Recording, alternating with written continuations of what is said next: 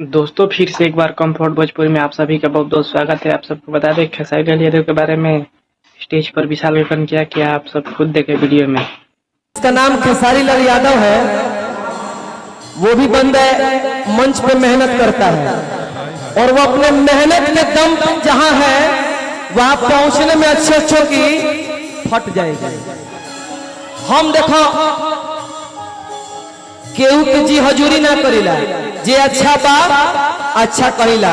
भोजपुरी में पवन फूल अच्छा गाते हैं तो अच्छा गाते हैं। खेसारी लाल यादव जी बहुत अच्छा स्टेज परफॉर्मर है, मेहनत करते हैं, सर का पसीना एड़ी तक लाते हैं तो वो खेसारी लाल यादव है।